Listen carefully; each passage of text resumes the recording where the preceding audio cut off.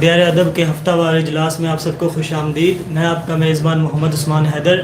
ہمارے ساتھ آج یہاں موجود ہیں جناب سید تصور حسین تصور، جناب ظفری پاشا، جناب عارف خیام راؤ صاحب، جناب ڈاکٹر حفیظ اللہ بادل صاحب، جناب عامر آزاد صاحب، جناب احسن عباس اور جناب طارق بصیر، جناب شہزاد عادل اور جناب علی شیار بنگش صاحب.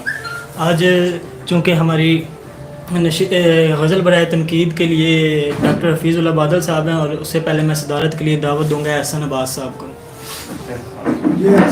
احسان عباس صاحب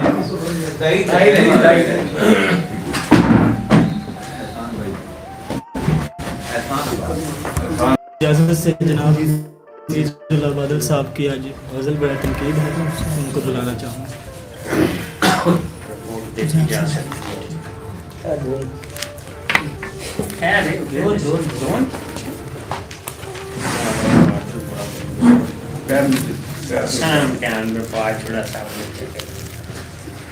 سر آپ کی اجازت سے جی.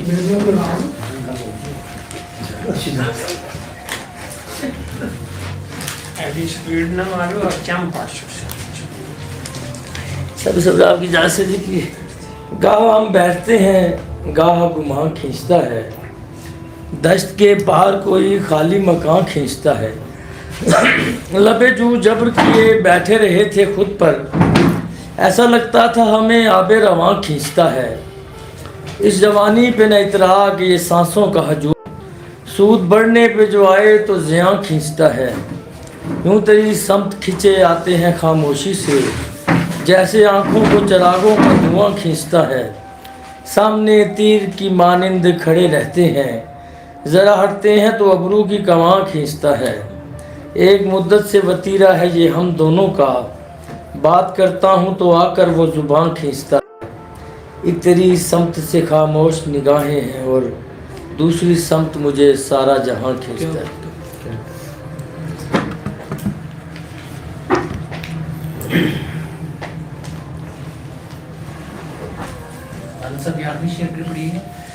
ایک تیری سمت سے خاموش نگاہیں ہیں اور دوسری سمت مجھے سارا جہاں کھینچتا ہے.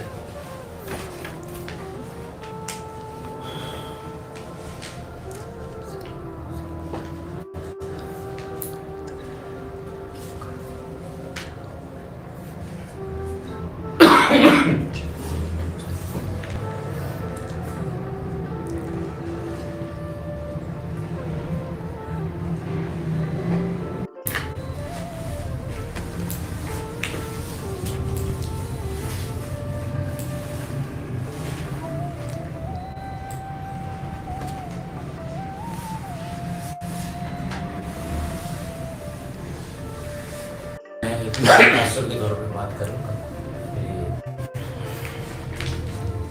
سادہ اشعار پر مبنی حفیظ اللہ بادل صاحب کی غزل سامنے آئی ہے. اس میں ایک خوشگوار تاثر ہے غزل کا کہ بہت خوبصورتی سے بنی گئی ہے. زیادہ مصرے بڑے چستی کے ساتھ اپنی جگہ پر موجود ہے. مضامین جو ہیں خاص طور پر یہ جو تیری سمت کھینچے آتے ہیں خاموشی سے، جیسے آنکھوں کو چراغوں کا دھواں کھینچتا ہے. تو یہ جو چراغوں کے دھوئیں کا آگے کی طرف کا جو تشبیہ لے کر آئے ہیں، یہ بڑا خوبصورت شعر ہے خاص طور پہ اس غزل میں. اور سامنے تیر کی مانند کھڑے رہتے ہیں، ذرا ہٹتے ہیں تو ابرو کی کماں کھینچتا ہے. تو یہ تو خاص طور پہ ایک جو اردو کلاسیکل غزل کی روایت ہے، یہ اس کی طرف جاتا ہوا شعر ہے. اور یہ دونوں شعر میں سمجھتا ہوں بہت خوبصورت آئے. مطلب کے حوالے سے گاہ ہم بیٹھتے ہیں، گاہ گما کھینچتا ہے. تو یہ ڈیپ تھاٹ کا مطلب ہے. دشت کے پار کوئی خالی مکان کھینچتا ہے، جس میں کوئی اسپیسیفکلی مضمون نہیں ہے، لیکن کسی یاد رفتگاہ کے حوالے سے مطلب کو بنا گیا ہے. تو اس کو آپ بلاک کی سطح پر ہم کہہ سکتے ہیں کہ مطلب رائے مطلب کی سطح پر بھی آ سکتا ہے. اور اگر ڈیپ تھنکنگ کی جائے تو اس کی ریلیونس کسی بھی یاسیت یا میلنچولی کے جو جذبات ہوتے ہیں اس کے ساتھ ریلیٹ کی جا سکتی ہے. اور اسی طرح اس جوانی پہ نہ اعتراض، کہیں کہیں یہ ناصے کا روح بھی آ رہا ہے اس غزل میں کہ اس جوانی پہ نہ اعتراض کہ یہ سانسوں کا ہجوم، سود بڑھنے پہ جو آئے تو زیاں کھینچتا ہے. تاہم ایک مدت سے وتیرہ ہے یہ ہم دونوں کا. اس شعر میں مجھے وتیرہ کے حوالے سے تھوڑے سے تحفظات ہیں کہ یہ جو وتیرہ ہے یہ عادت کے معنوں میں آتا ہے. تو یہ جو بات کرتا ہوں تو آ کر وہ زبان کھینچتا ہے. تو اب یہ وتیرہ ہے یا یہ سزا ہے یا یہ سزا کی عادت کے حوالے سے جو یہاں پہ لفظوں کی جو نشست کی گئی ہے اس کے حوالے سے اگر دوست بات کریں تو اضافہ ہوگا. لیکن بادی نظر میں یہ یہاں وتیرہ جو ہے نا مجھے کچھ تھوڑا سا لگا ہے کہ یہ بالکل ڈفرینٹ اینگل سے یا تو شعر کہا گیا آج کی جدت کے حوالے سے شعر کہا گیا جہاں لفظوں کو تھوڑا بہت ٹوسٹ کر کے یوز کر لیا جاتا ہے, اور یا پھر یہ پھر دوست اس پر بات کریں کوئی اور اینگل کھولنے کے لیے. اور ایک طریقے سمت اس شعر میں جو نگاہیں ہیں یہاں پر تھوڑا سا جو ہے نا الجھن کا باعث بن رہے ہیں ہے کی تکرار کی وجہ سے. تو اس کو مزید گفتگو آگے بڑھے گی تو بات کریں گے اس پر. اس کی روزی ترتیب وغیرہ تو درست ہی ہے, لیکن یہ جو صوتی اعتبار سے جو تھوڑا سا لطافت پیش کی گئی ہے جو جیسے ٹھکی ہوئی غزل ہمارے نصیب غنی صاحب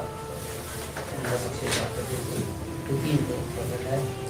اور یہ مسئلہ یہ دیکھنا یہ تھا کہ ردیف نپتی ہوئی نظر آتی ہے کہ نہیں. میرا ذاتی خیال ہے کہ سارے اشعار ردیف نپتی دکھائی دیتی ہے. اور خوبصورت شعر تو مجھے بہت لگتا ہے کہ سامنے تیر کی مانند کھڑے رہتے ہیں, ذرا ہٹتے ہیں تو ابرو کی کما کھینچتا ہے. یہ جو ایک مدت سے وتیرہ ہے یہ کہ ہم دونوں کا اصل میں یہاں ان کا ایک کام ہے شعر میں. یہ میرا خیال ہے کہ فریق ثانی کی طرف یہاں اشارہ ہونا چاہیے دونوں کی جگہ تو ظاہر. لیکن اگر اس کو دوسرا طرح دیکھا جائے تو یہ ہم نے عادت بنا لی ہے کہ ہم دونوں کی میں بات ضرور کرتا ہوں اور وہ زبان کے ضرور کہتا ہے. یہ بھی تاثر ہے, لیکن شعر میں حسن زیادہ پیدا ہوتا اگر یہ فریق ثانی کا یہاں ذکر ہوتا. جی سر مجید صاحب کی اجازت سے بہت ہی عمدہ خوبصورت غزل 12 مشاعروں میں جو عارف ہمراہ سے ان کا جو میں بھی تحریر کرتا ہوں کہ یہاں پہ وہ بھی تھوڑا سا یہ پڑھنے میں بھی سننے میں بھی تھوڑا سا یہ ہوتا ہے تاکہ ادھر اس کو بھی دیکھیں گے.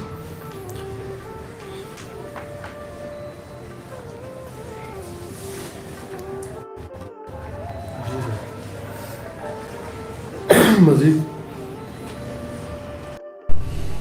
چیز ملتی تھی پھر ہم نے یہ تو ہے 12 لیکن آپ پڑھنے میں بھی بڑا مزہ دے گی کہ ابرو کی کماں ہے بہت خوبصورت ہے.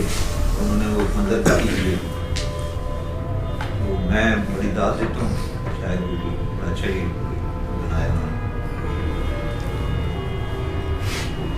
جی سر شہزاد صاحب کچھ کہیں. راؤ صاحب نے جو خوبصورتی ہے یہ تو اتفاق ہے. تو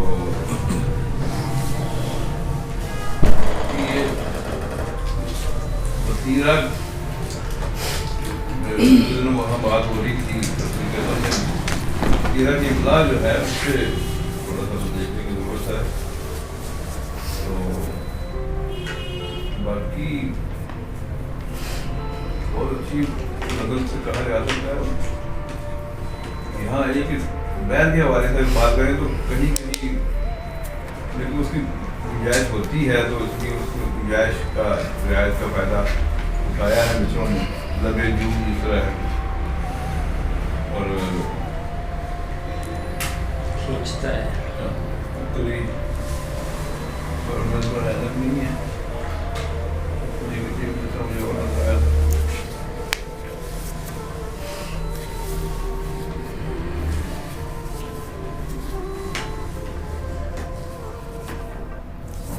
یہ اچھی غزل میں قرار دوں اسی طرح دوستوں نے کہا ہے. اور مسئلہ کے حوالے سے بات کریں تو وہی بات جو راؤ صاحب نے یہ کی ہے کہ مطلب فوری طور پہ مفہوم جو ہے وہ کھلتا نہیں ہے. پھر ضرور اذکار جو ہے جا کے ہمیں کوئی اندازے سے اس کو مطلب یہ بھی ہو سکتا ہے کہ ان کے ذاتی حوالے سے بھی کوئی استعارہ جو ہے وہ اس تک جہاں تک ہم पहुंच नहीं पाए। तो ये इसमें थोड़ा सा इब्लाग का मसला मुझे नज़र आया है। बाकी मक्का में भी जो रावदा में जो पॉइंट्स आए हैं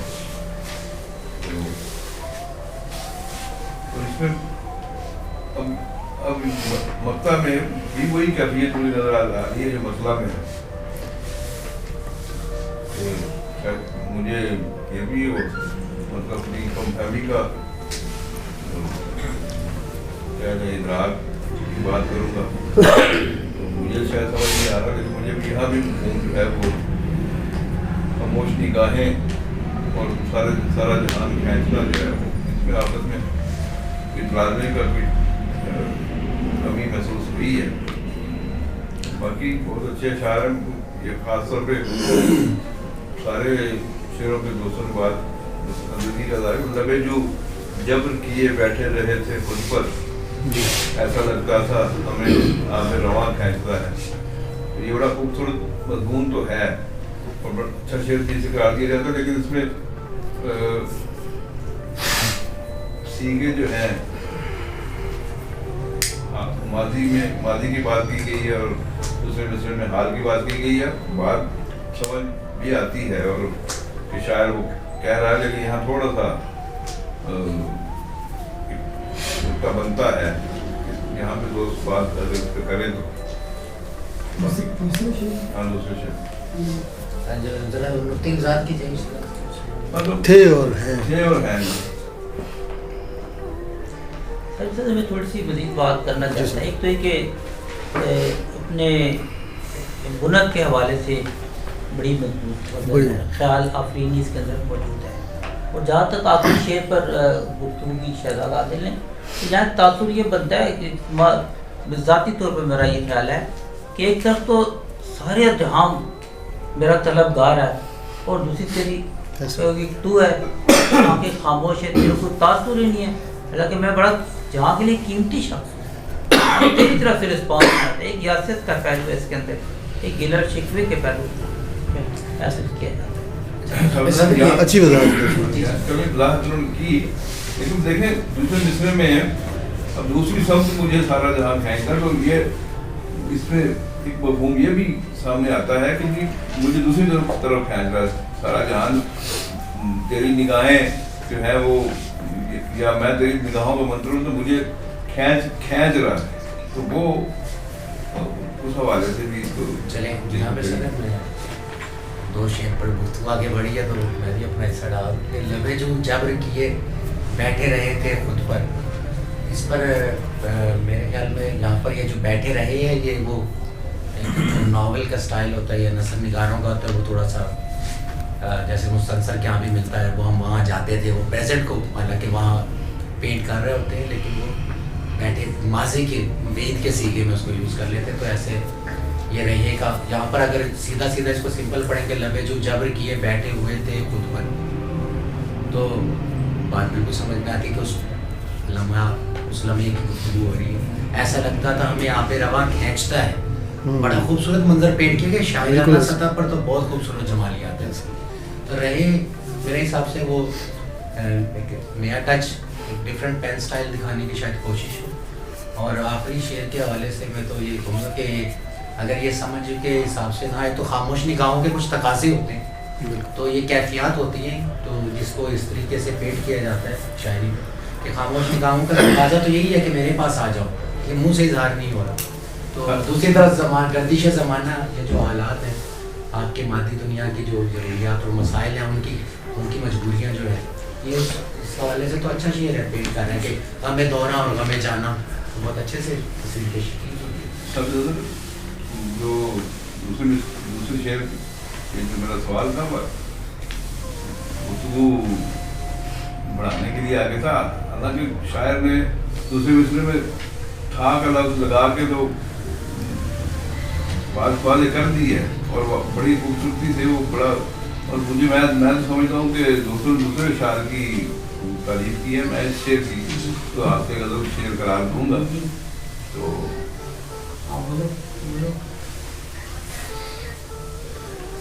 जी बंगश साहब صدر میں بات کروں گا اور شہزاد صاحب مجھے ٹوکیں گے نہیں.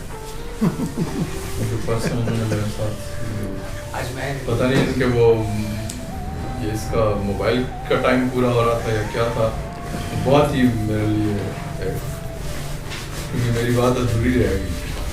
جی فرمائیں.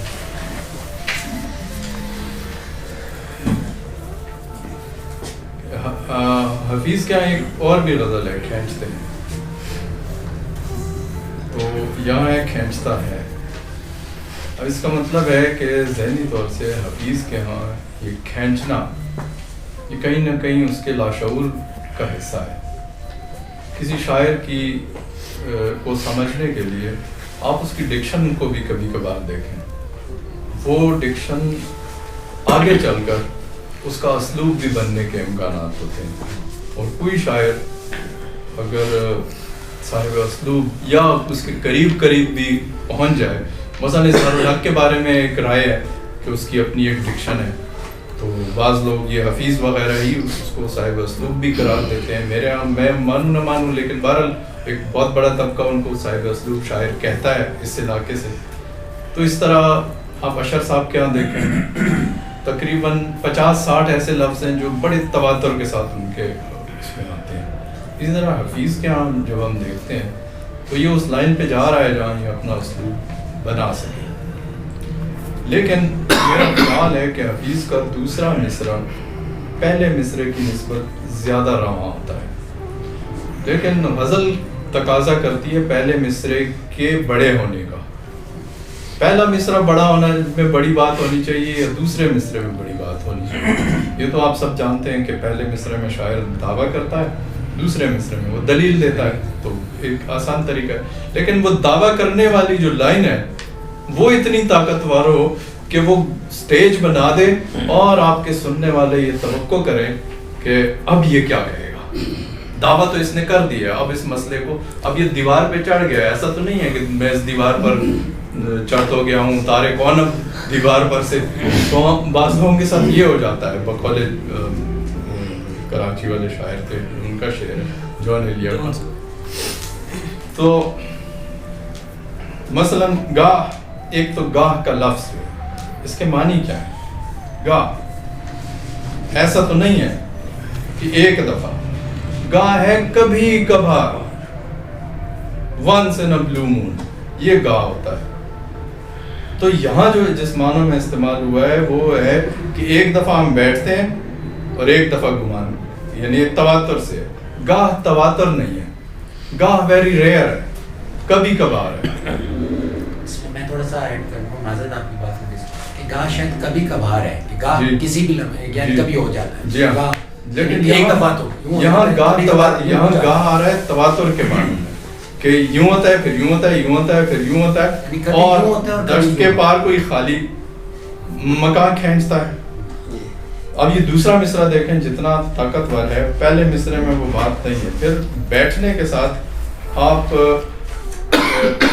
جب صنعت تضاد لگاتے ہیں تو کیا لگاتے ہیں؟ بیٹھنے کے ساتھ کھینچنا تو نہیں آتا, بیٹھنے کے ساتھ اٹھنے کا.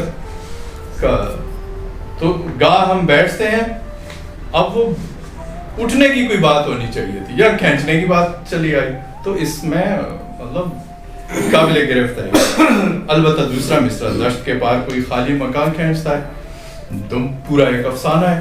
دشت کے پار ایک خالی مکان ہے کیا؟ بھوت بنگلے جیسی چیزوں پر لوگوں نے, قاسمی صاحب کے یہاں کئی افسانے موجود ہیں, کم از کم 2-3 افسانے میرے ذہن میں ہیں. تو وہ جو ایک خالی مکان کا ایک رومانس ہے وہ کھینچ رہا ہے اسے. ان کی ایک اور غزل میں بھی ہے کہ وہ اس پار کوئی ہے والی, پوری وہ اسی سسپینس کے اندر وہ اس فضا میں ان کی غزل ہے. تو اب جیسے میں اپنے گھر کی طرح اس میں بس گیا تو کھلا, کرائے کے لیے خالی مکان تھی وہ بھی. فراز صاحب کا شعر ہے. اب دیکھیں ڈفرنٹ چیز ہے نا, کہ ایک تو وہاں پر ایک سسپینس ہے, پر اسراریت ہے. ایک خالی مکان کا ہونا مطلب یہ بات بھی ہے, اور ہر کوئی اس میں اب یہ دو معنوں میں. تو یہاں پر مطلب یہ بات پوری طرح وہ مطلع کے اندر بنا نہیں سکے کہ آخر وہ صرف ویرانی کی وجہ سے ہے یا کرائے کے لیے خالی ہے. ایک لبے جو جبر کیے بیٹھے رہے تھے خود پر، ایسا لگتا تھا ہمیں آب رواں کھینچتا ہے. شعر کی حد تک بہت اچھا ہے، اور جو ہمارے دوست کہتے ہیں کہ غزل کے اندر کوئی بات بالکل کلیئر نہیں کی جاتی، ابہام کے ساتھ کی جاتی ہے، تھوڑا سا اس میں اتنا، لیکن اتنا بھی ابہام نہ ہو نا کہ مثلا کہ معاملہ کیا ہے. غزل کے شعر کے اندر کوئی معاملہ بھی تو ہو نا. مثال کے طور سے لبے جو جبر کیے بیٹھے رہے تھے خود پر، کیوں، کیا مسئلہ کیا تھا، کیا ٹریجڈی ہو رہی تھی کہ جس پر میں خود پر جبر کیے ہوئے بیٹھا تھا. وہ کہانی اس کے اندر نظر نہیں. ایسا لگتا تھا ہمیں آب رواں کھینچتا ہے. ٹھیک ہے، آب رواں بھی کہیں کھینچتا ہے، لیکن کہیں جو ٹھہرا ہوا پانی ہے، جھیل کا پانی ٹھہرا ہوا ہوتا ہے. ایسا نہیں ہے کہ وہ آپ کو نہیں کھینچتا. آب رواں کیوں کھینچتا ہے؟ وہ شعر آپ سے تقاضا، مجھے یہ احساس ہے کہ میں تنقید تھوڑی سی سخت کر رہا ہوں، لیکن حفیظ ہمارے پرانے دوستوں میں کوہنا مشق شاعر ہے، اس لیے یہ بات کرنی ضروری ہے کہ آپ کو آب رواں کھینچتا تو ہے. آب رواں کبیر اقبال کے ہاں بھی استعمال ہوا ہے. دیکھ رہا ہے کوئی تیرے کنارے پہ بیٹھا ہوا، آب رواں کبیر سے وہ مخاطب ہے. تو آب رواں کبیر سے جب اقبال مخاطب ہے اور وہ کہہ رہا ہے کہ دیکھ رہا ہے کوئی اور زمانے کا خواب، اب دیکھیں کتنی وہ آگے کی بات کر رہا ہے، کچھ سوچ رہا ہے. وہ مضمون یہاں نہیں مل رہا، وہ انکا ہے. شاعر کے ذہن میں ہے، یقیناً ظاہر ہے اس نے شعر کہا ہے، اس کے ذہن میں کوئی واقعہ ہے، لیکن وہ واقعہ ہم تک کنوے نہیں کر پا رہا. اس جوانی پہ نہ اترا کہ یہ سانسوں کا ہجوم. اب دیکھیے سانسوں کا ہجوم کب ہوتا ہے؟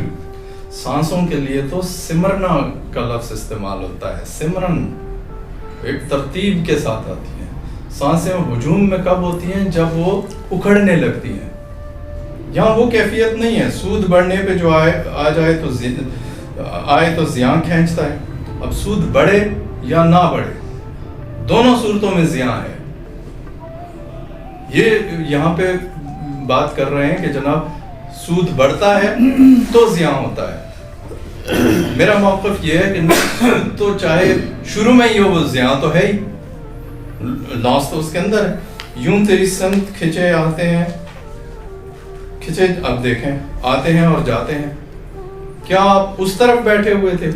مجھے وہ لطیفہ یاد آ رہا ہے، آپ نے سنا ہوگا کہ اس پٹھان نے کہا کہ پٹھان کو کہا کہ یار وہ انگریزی میں یہ بتاؤ کہ ادھر آؤ کا ترجمہ کرو. تو اس نے کہا کہ کم ہیئر. اس نے کہا اچھا یہ کہو کہ ادھر جاؤ. تو پٹھان خود ادھر چلا گیا اور کہتا ہے کم ہیئر. تو یہ تو وہ کیفیت ہے کہ آپ دیکھیں کھچے آتے ہیں اور کھچے جاتے ہیں کے اندر آپ کو فرق، آپ اس طرف اس اینڈ پہ ہیں، اس سے بات کر رہے ہیں. یوں یا تو پھر آپ یہ کہیں کہ لوگ تیری سمت کھچے جاتے ہیں. جب آپ کہتے ہیں کہ کھچے آتے ہیں تو ہم یوں اپنی بات کر رہا ہے نا شاعر. یوں تیری سمت کھچے جاتے ہیں خاموشی سے، جیسے آنکھوں کو چراغوں کا دھواں کھینچتا ہے. نہیں ہے نا، آتے اور جاتے میں سے بات ٹھیک ہو گئی.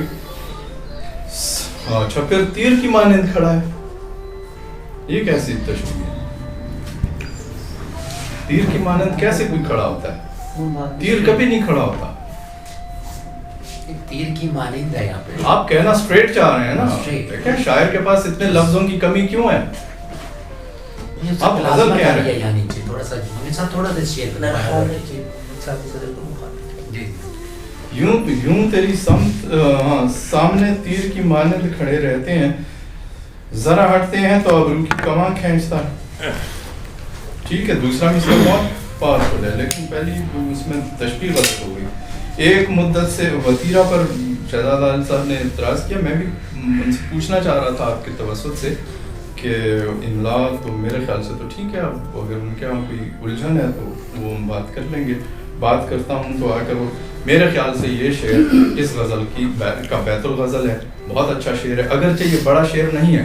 بڑا شعر اس لیے نہیں ہے کہ اس موضوع پر بے شمار شعر موجود ہیں.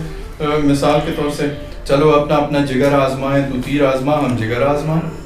تو جب ایسے شعر موجود ہیں تو اس شعر کی ویلیو کہاں ٹھہرے گی؟ لیکن فنی لحاظ سے ٹھیک ہے اور مضمون کے اعتبار سے ایک تیری سمت سے خاموش نگاہیں ہیں. اب یہاں دیکھیں ہیں اور پنجابی اس پر مجھے بہت بعض اوقات اعتراض ہوتا ہے، خاص طور سے پنجابی ایکسنٹ جو یہاں کا ہے، کہ مثلا جب وہ کہتا ہے بارش لگی، میں اتنے گیا تھے بارش لگی، اب اس میں 3 ای ہیں، بارش لگی ای لگی ہوئی تھی کہنا چاہ رہا ہے نا وہ. تو اب اردو میں تو دیکھیں لگی ہوئی تھی الگ الگ لفظ ہے، پنجابی میں وہ کہہ رہے ہیں بارش لگی، میں کہتے بارش لگی. اب یہ یہاں پر یہ گڑبڑ ہو رہی ہے. نگاہیں ہیں اور 3 واول اکٹھے آ رہے ہیں اور تو اتنے واول جب اکٹھے آتے ہیں تو آواز پھر ایک بن جاتی ہے. آپ اسے شتر غربا کہیے، لیکن میں تو چونکہ سادہ بندہ ہوں، میں تو صرف اس کو واول سے دیکھ رہا ہوں. وہاں پر مجھے مثلا اور کی جگہ آپ مگر لگاتے ہیں، آپ کا لفظ تبدیل ہو جاتا ہے. ایک تیری سمت سے خاموش نگاہیں ہیں مگر دوسری سمت مجھے سارا جہاں کھینچتا ہے، بات پھر بھی ٹھیک ہو جاتی ہے. یہ شعر بھی ایسے ہی مطلب گھسے پٹے مضامین میں، ایک طرف میں اور ظفری پاشا نے جو اس کی وہ تشریح کی، بات اسی طرح ہے. لیکن اچھا پھر کیا ہے، مثلا چلیے ہم ایک جو ہم نے بیوی پالی ہوتی ہے گھر میں، اسی سے مخاطب ہو کے کہہ دیتے ہیں کہ یار تم تو میری قدر نہیں کرتی ہو، میں باہر جاتا ہوں تو میری بڑی بابا ہوتی ہے. جیسے ایک صاحب پچھلے دنوں باہر گئے، کہتے ہیں میں نے وہاں مشاعرہ پڑھا، ایک لڑکی نے آ کر میرے ہاتھ چومے. میں مطلب یہ کون سی ہے؟ تو وہ زمانے کی اچھا ایسا اگر ہے، فرض کریں شاعر اس کیفیت سے گزرتا ہے، تو پھر اس شعر میں آپ زمانے کو بڑا سمجھیں گے یا وہ جو خاموش نگاہوں سے آپ کی طرف دیکھ رہا ہے وہ بڑا ہے؟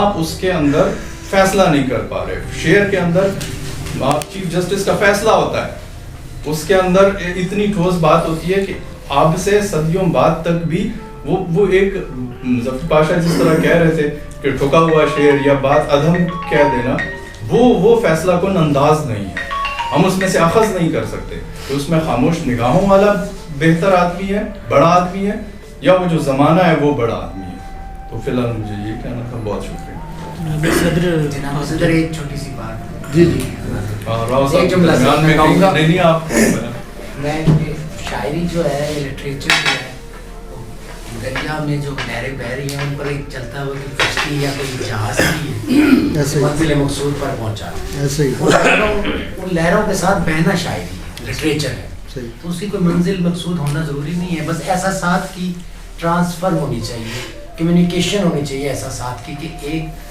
شاعر سے، ادیب سے، لکھاری سے قاری تک ہو جائے. بس اتنا سچ. اچھا جناب صدر ایک بات کرنا چاہتا ہوں، پہلے میرے ذہن میں تھی لیکن ابھی بات بہت زیادہ ہوئی ہے، تو یعنی آب رواں کے حوالے سے اور اوپر جبر کا ہے، ضبط و جبر اور شدت سے بڑی مشکل سے کنٹرول کرنا سمجھے.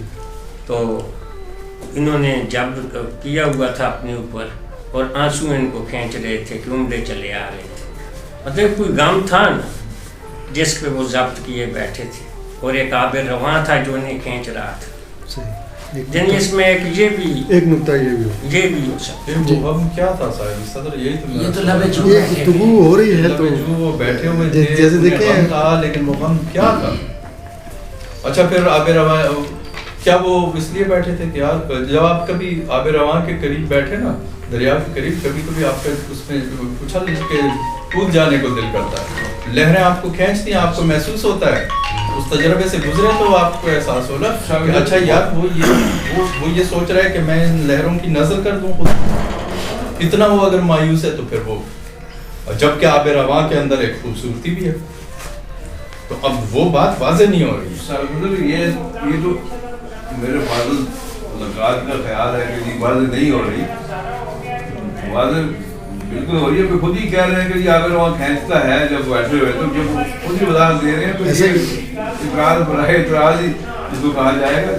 مطلب یہ ایسا بات نہیں ہے کہ یار مطلب بات سمجھ نہیں آ رہی اور بڑی میں تو اسے ہنسنے کا تو شعر قرار دے چکا ہوں.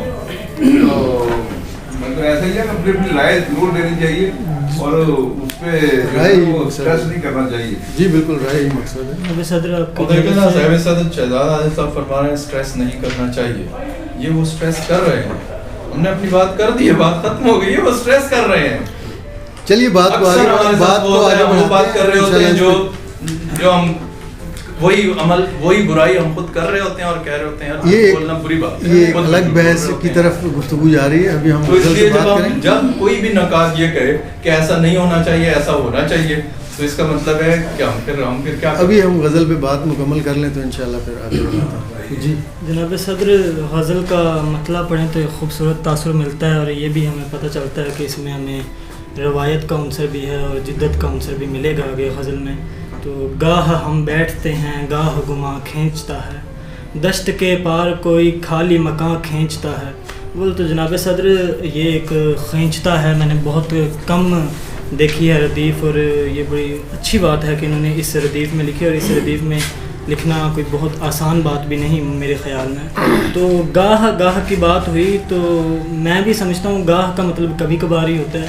اس طرح ہم کہتے ہیں کہ گاہے بگاہے میں اس کے گھر جاتا ہوں اسے ملنے, تو میرے خیال میں یہ گاہ کبھی کبھار ہی ہے. اور جناب نے اس کے اوپر ذرا کہا کہ بیٹھے کا جو اس کے بعد تضاد لانا ہے کھڑے ہونے کا, تو گاہ ہم بیٹھتے ہیں, بیٹھنے کا مطلب یہاں سے شاعر یہ مراد لے رہے ہیں کہ گاہ ہم یہ سوچ لیتے ہیں کہ ہم یہیں دشت میں ٹھکانہ کریں گے, یا جس جگہ پر وہ موجود ہیں اس جگہ پر ٹھکانہ کریں گے, اور پھر اچانک ایک گماں انہیں کھینچتا ہے, اور دشت کے پار کوئی خالی مکان کھینچتا ہے.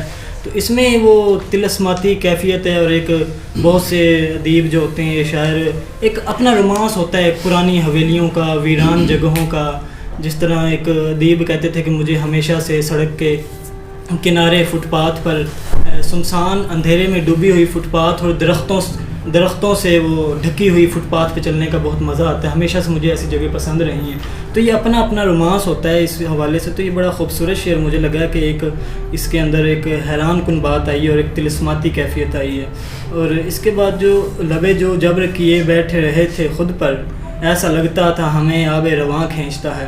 اچھا, جبر کے حوالے سے بات ہوئی, اور وہ کہ کیوں خود پر کیوں, تو یہ ایک بات ہے کہ جو شاعر حضرات ہوتے ہیں ادیب, وہ شاید مجھے لگتا ہے کہ اداسی کے قریب رہنا چاہتے ہیں یا اداسی کو اپنا ہم سفر رکھنا چاہتے ہیں. اگر اداسی ہم سفر نہیں رہے گی تو شاعری کیسی ہوگی, اور وہ چیلنج کرتے ہیں اس چیز کو. احمد مشتاق صاحب کا مصرع ایک خواہش بہار اگر مر گئی تو مر گئی, اب وہ اس کے اوپر اپنی انا لا رہے ہیں کہ بھائی مر گئی تو مری رہے, میں بھی افسردگی سے زندگی گزار جاؤں گا, مجھے اس میں کوئی مسئلہ نہیں ہے.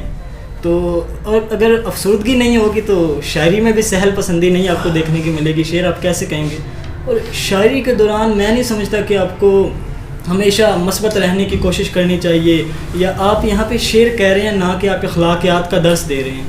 آپ شعر کہہ رہے ہیں اپنی کیفیات کو پرونا ہے, خواہ آپ کی کیفیات مثبت ہیں, اور خواہ اگر آپ مثبت اور منفی دونوں پہلو کو نہیں دیکھیں گے تو آپ مثبت کا انتخاب کیسے کر پائیں گے. اور اس جوانی پہ نہ اترا کے یہ سانسوں کا ہجوم. اچھا, ایک اب یہ ایک چیلنجنگ مصرع بھی ہو سکتا ہے, یا شاعر خود سے مخاطب ہو رہے ہیں یا اپنے سامنے کھڑے ہوئے شخص سے یا محبوب سے مخاطب ہو رہے ہیں. اس جوانی پہ نہ اترا کے یہ سانسوں کا ہجوم. اور سانسوں کا ہجوم میں یہ سمجھتا ہوں کہ جس طرح ہم کہہ دیتے ہیں اکثر کہ اس شخص کے پاس خیالات کا ہجوم ہے, مطلب وہ روزانہ نئی غزل دے مارتا ہے. تو ہجوم سے مراد یہ ہے کہ ابھی آپ کو اس چیز کی فکر نہیں ہے, یا آپ کو ابھی موت کا خیال نہیں ہے, یہ یوں آپ بھرپور جوانی جی رہے ہیں, بھرپور زندگی جی رہے ہیں. تو ہجوم ان معنوں میں استعمال ہو سکتا ہے. اور سود بڑھنے پہ جو آئے تو زیاں کھینچتا ہے. ہاں, ایک بات کروں گا کہ جو دوسرے مصرے ہیں نا, وہ پہلے مصرے کی نسبت زیادہ رواں اور خوبصورت لگ رہے ہیں, پڑھنے میں مزہ آ رہا ہے. اور یوں تیری سمت کھچے آتے ہیں خاموشی سے, جیسے آنکھوں کو چراغوں کا دھواں کھینچتا ہے.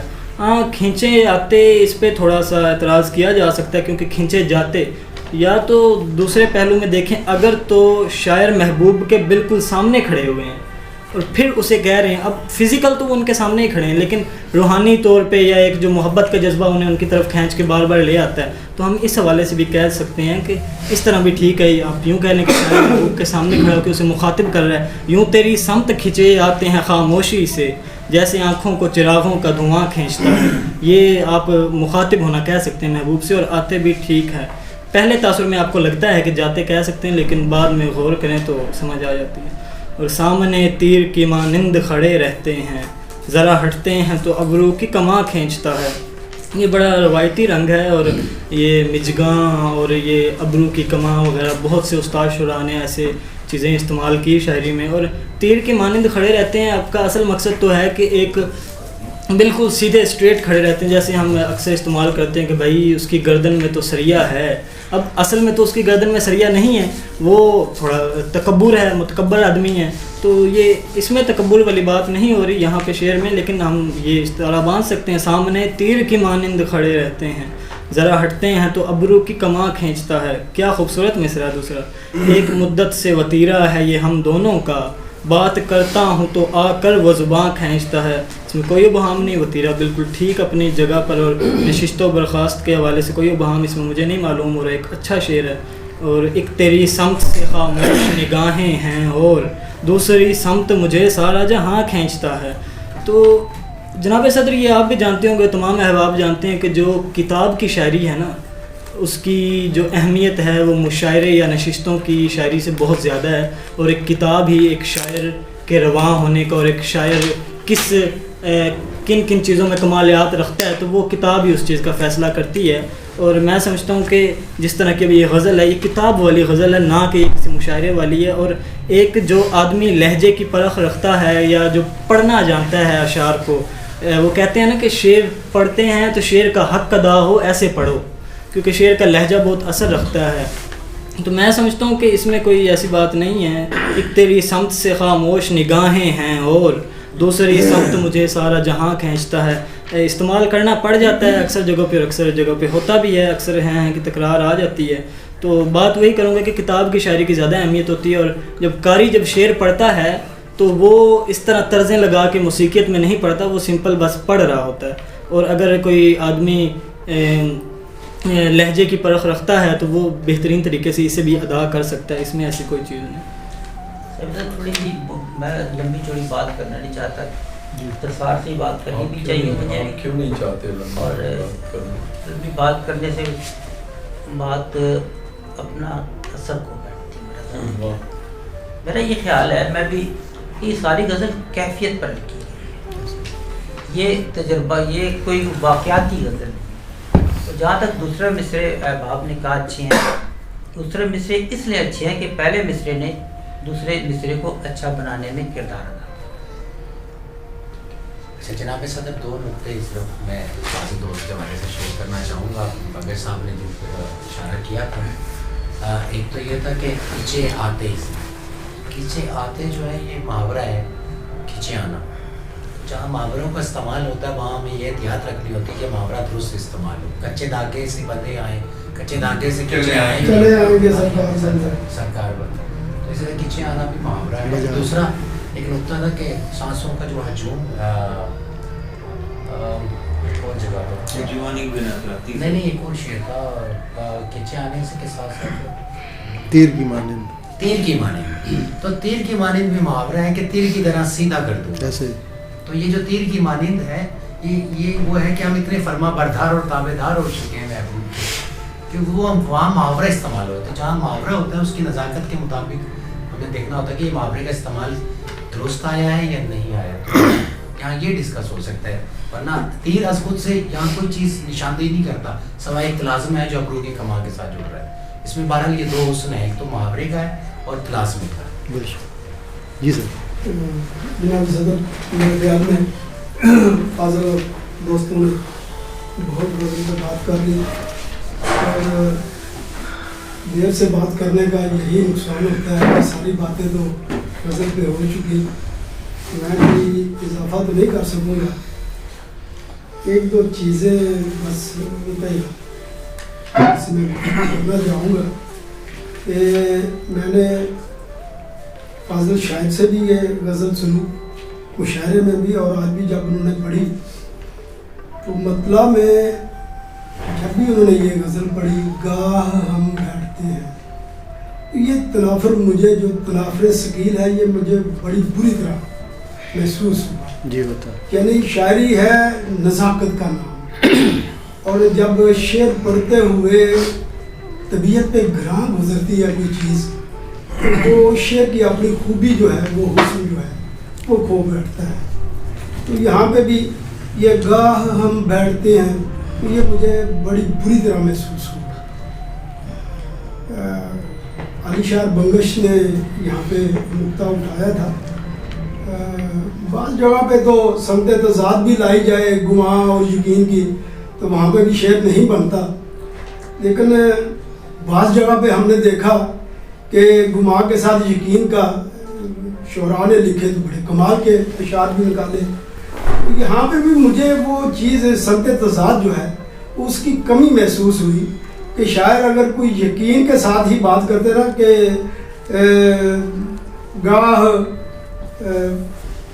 گاہ یقین کھینچتا ہے، میں بے وزن ہو رہا ہوں لیکن میں مثال دے رہا ہوں، گاہ یقین کھینچتا ہے گاہ گماں کھینچتا ہے۔ بے وزن نہیں جی بے وزن نہیں ہے، نہیں چلیں، میں ویسے کہہ رہا ہوں کہ میں نے اس کو تولا نہیں ہے، تو میں اس لیے کہہ رہا ہوں کہ یہ اگر بے وزن بھی ہے تو پھر بھی یقین کے ساتھ گماں کا یہاں پہ بہت اچھی چیز بن سکتی تھی کہ گاہ یقین کھینچتا ہے گاہ گماں کھینچتا ہے، دشت کے پار کوئی خالی مکان کھینچتا ہے، تو یہ زیادہ خوبصورت اس نے بن جانا تھا۔ جناب صدر، شہزاد صاحب اکثر جالب کا مصرع دہراتے ہیں جو سمجھ میں نہ آئے بڑا شعر ہے، لیکن یہ چونکہ درسگاہ ہے یہیں سے ہم سیکھتے ہیں، تو اس لیے میں اپنا نقطہ نظر ضرور بیان کروں گا۔ دشت کا جو الٹ ہم متضاد لیتے ہیں وہ آبادی لیتے ہیں، شہر لیتے ہیں، اور یہاں پہ فاضل شاعر نے لکھا کہ دشت کے پار کوئی خالی مکان، کسی آبادی کی بات ہو رہی ہے، اس میں پھر کوئی خالی مکان ہے۔ افق کے پار کی جب ہم بات کرتے ہیں، فلک کے پار کی بات کرتے ہیں تو ہم دوسری دنیا کی بات کر رہے ہوتے ہیں، لیکن یہاں پہ دشت کے پار کوئی خالی مکان کھینچتا ہے، تو یہ میں سمجھنے سے، یہاں سے کوئی مفہوم لینے سے میں اپنی کم علمی کا اعتراف کرتا ہوں کہ مجھے اس طرح یہ شعر بنتا ہوا مطلع جو ہے وہ مزہ نہیں ہے، جس کو کہتے ہیں کہ مزہ نہیں مجھے ہے۔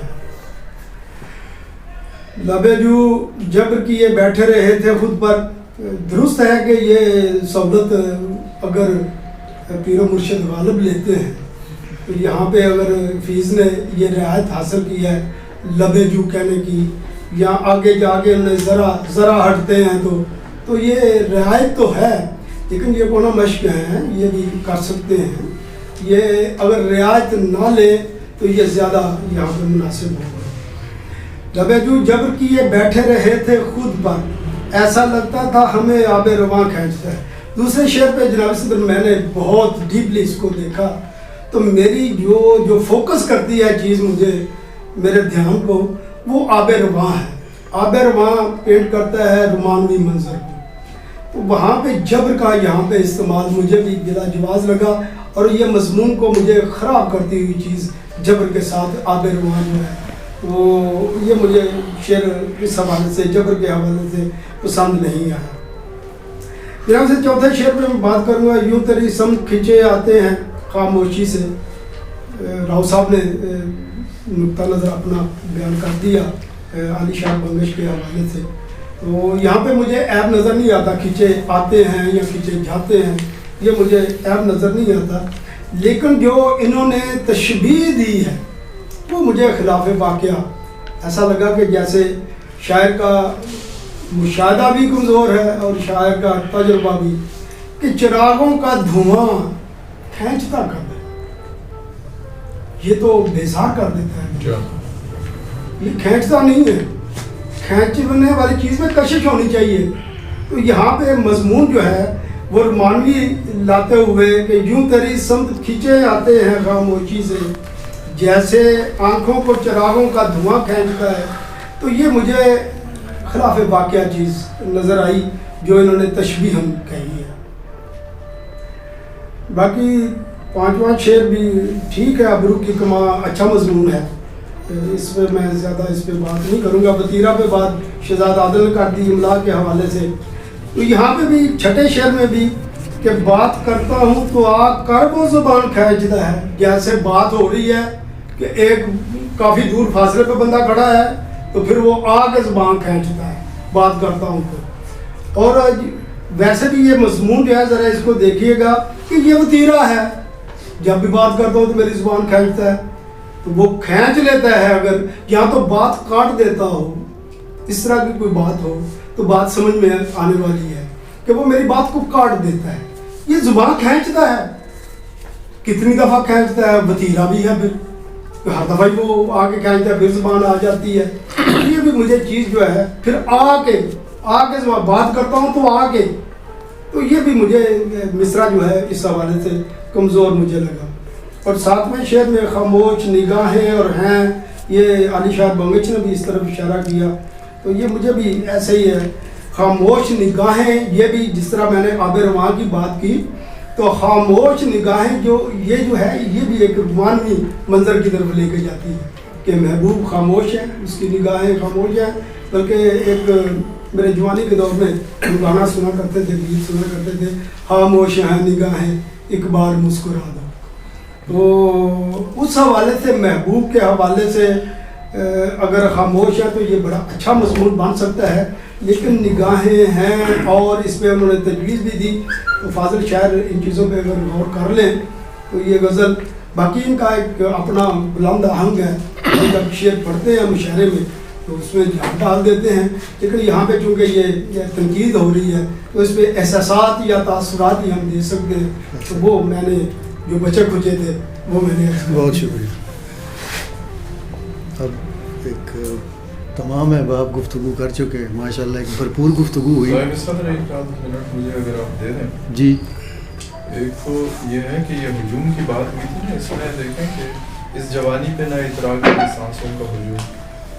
अब सांस तो इसका जवानी से कोई ताल्लुक नहीं है, जिसको भी सांस आ रही है, बल्कि हुजूम सांसों का उसके पास हो जाता है जो बूढ़ा हो जाता है, उसकी सांसें बेतरतीब हो जाती हैं। वरना सांसों की माला जो मशहूर जो गीत भी है, आप उसको सांसों की एक तरतीब है।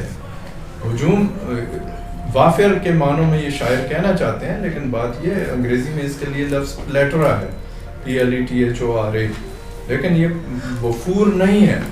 सांसों का वाफिर ज़्यादा होना नहीं है। हुजूम तो मतलब ज़िगज़ैग भी हो सकता है ना, हुजूम में कोई तरतीब नहीं होती, सांसों में तरतीब है। एक दूसरा, अगर किसी को ये शेर याद हो तो ये जो नुक्ता उठाया है तारिक नसीर साहब ने, वो बिल्कुल ठीक है ना, कि आंखें थोड़ी उसकी तरफ, धुएं की तरफ जाती हैं। अगर हम ये कहेंगे मेरी आंखें खींचती हैं धुएं को, तो चलिए फिर भी कोई शायराना हम बात मान लेंगे कि आंखें जो है वो खींच रही हैं, लेकिन धुआं खींचता है वो दूधे चरागे महफिल जो तेरी बज़्म से निकला सो परेशान निकला। इसमें शुरू के लफ्ज़ अगर किसी के ज़हन में हों, बड़ा अच्छा शेर है गालिब का, तो नहीं आ रहा, बहरहाल चाय पे शायद याद आ रहा है, कैफियत दूसरी है। लेकिन मैं ये कहना चाह रहा हूँ कि वहाँ धुआं जो है वो जाएगा, धुआं खींचता नहीं है, धुआं तो खुद जाएगा। धुएं को कोई और चीज़ खींचती है, चाहे आप उसकी, हम कोई साइंसदान तो है नहीं, लेकिन अगर हम उसको साइंटिफिकली भी देखना चाहें तो धुएं को कोई और चीज़ खींचेगी, धुआं नहीं किसी चीज़ को खींचेगा। एक और आखिर में मैं फाजिल दोस्त को ये तजवीज़ दूंगा कि अगर ये जो आखिरी शेर है इनका, इसको अगर ये मक्ता कर देते, बादल का लफ्ज़ कहीं आ जाता, तो वो बहुत ज़्यादा इसमें सहूलत इन्हें पैदा हो जाती, वो बादल से मुखातिब भी हो जाते, इनका मक्ता भी पूरा हो जाता, और वो जिस चीज़ को हम कह रहे हैं कि इतने ज़्यादा वावल आ गए हैं वो भी इसमें से निकल जाता। बहुत शुक्रिया। इससे पहले कि आप खुतबा दें, एक बात में लास्ट, एक तो ये शायरी मारूदी लिखे हुए लफ्ज़ शायरी नहीं, शायरी की परतें, ज़ेरी परतें, ज़ाहिरी परतें। दूसरी जो ज़िंदगी है ये सांसों का हजूम ज़िंदगी, बेशक मेरा ज़ाती है कि सांसों का इकट्ठा होना हमारे अंदर इकट्ठी है, तो ये हजूम जो है ये ज़िंदगी किया बेशक। अब क्योंकि अभी नुक्ता भी उठा दिया जाता है तो फिर जवाब भी उसका आना ही चाहिए। आप बेशक गुफ्तगू कीजिएगा अपने साथी। तो तारिक वसीम साहब ने एक आब रवां के हवाले से बात की गई, ये जमालियाती मफ़हूम इसका ज़्यादा वाज़ेह होता है। आब रवां होता है, आप सैलाब में अब क्या होता है, वहाँ कौन सा रुआन आता है, तो आबिर रवां की जो बात शायर ने अमूमी मंजिल बताने की कोशिश की है, उसमें मैं समझता हूँ वो कामयाब हुआ है। जनाब से तो मेरे दोस्त ने फाजल दोस्त ने मेरी बात की नफ़ी को कर दी सैलाब कह के, लेकिन ये लबे जू को भूल गई।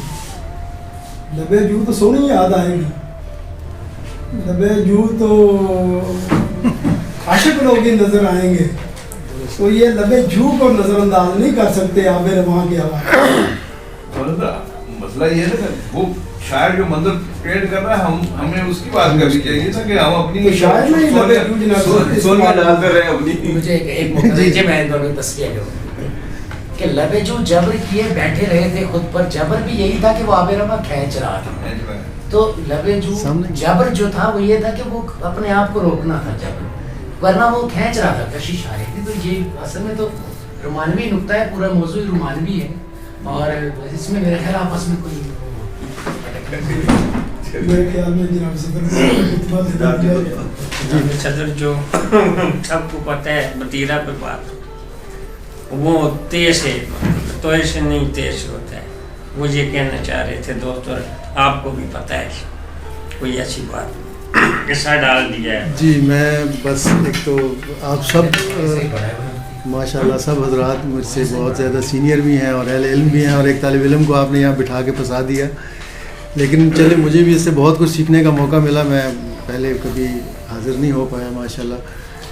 तो मैं इस पे जो पहली बात तो ये करूँ, जो असातिज़ा से सुना है कि तनकीद का मायनी सिर्फ गलतियाँ निकालना नहीं है, बल्कि महसिन और मुआइब पर बात करें।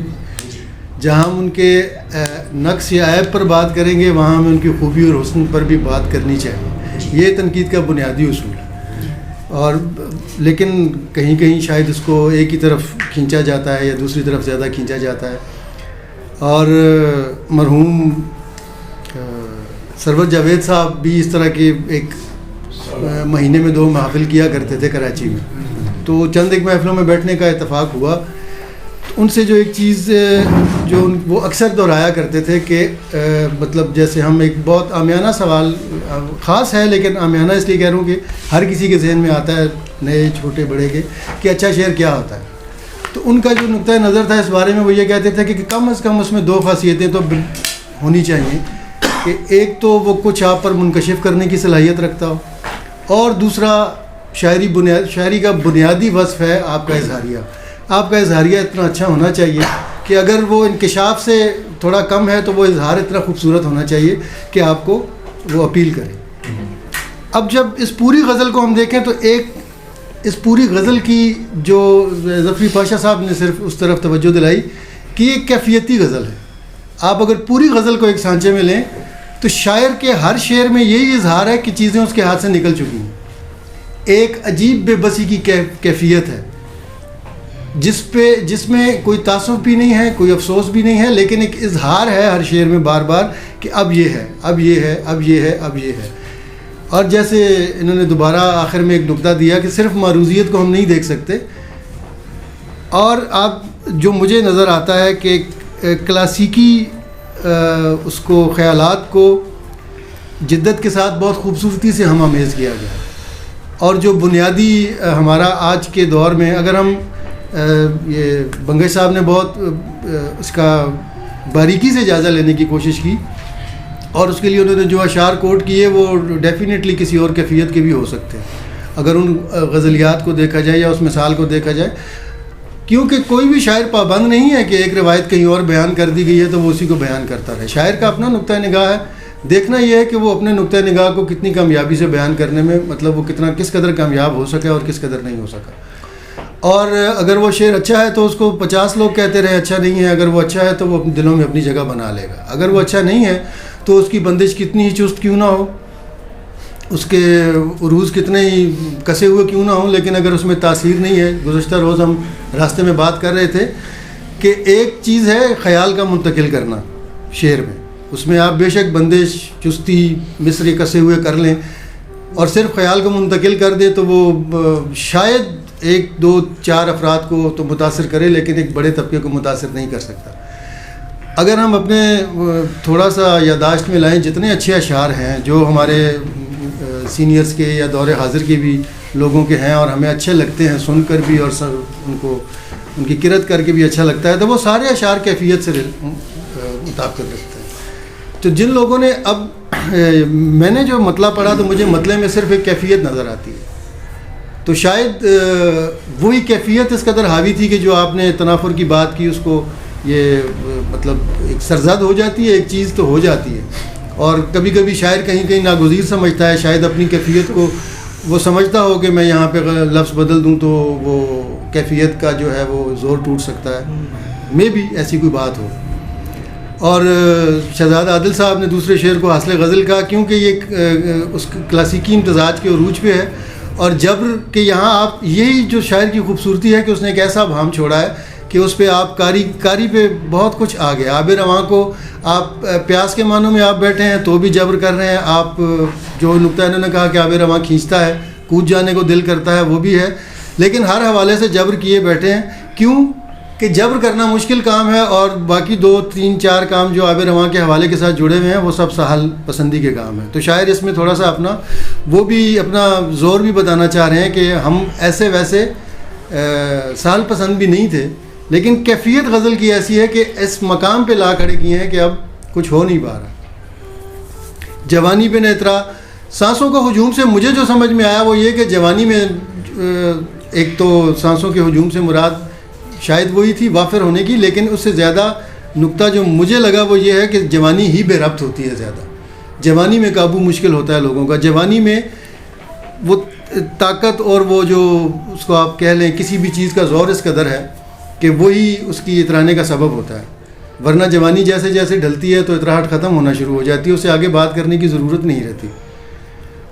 اور بڑا خوبصورت وہ اگلا شعر اگر میں کہوں چراغوں کو آنکھوں کا دھواں کھینچتا ہے، تو مجھے اس سے جو چیز سمجھ میں آئی اس سے ایک مطلب اگر آپ پہلے پازیٹیوٹی کی طرف جائیں تو مجھے یہی نظر آتا ہے، اس سے ایک علامت یہ بھی ہو سکتی ہے کہ آپ اندھیرے میں ہیں تو اگر آپ کو کہیں چراغوں سے اٹھتا دھواں دکھائی دے گا تو وہ روشنی کی علامت کے طور پہ پہلے نگاہوں کو کھینچے گا، اور اگر ہم دوسری طرف چلے جائیں کہ آنکھوں کو وہ جیسے انہوں نے کہا کہ بار بن جاتا ہے، تو وہ بھی بے بسی کی کیفیت کو میں یہاں اسی پوری غزل کے تناظر میں بے بسی کی کیفیت کو دیکھ رہا ہوں کہ آپ چاہیں نہ چاہیں وہ کھینچے گا، اور تیر کی مانند کھڑے رہتے ہیں۔ وہ بالکل ان کی رائے سے میں متفق ہوں کہ وہ ایک محاورے کو درست طور پہ برتا ہے اور خوبصورت تلازمے کے ساتھ برتا ہے، بھرپور تلازمہ کاری ہے، اور ایک غزل میں 3 سے 4 اشعار اگر اس طرح کے ہوتے ہیں جو آپ کو لطف دے جاتے ہیں اور اپنی جگہ بنا لیتے ہیں، تو یہ ایک غزل میں میرا خیال ہے کہ کافی سے زیادہ اشعار ہوتے ہیں، کیونکہ بحیثیت طالب علم میں کوئی زیادہ وہ تو نہیں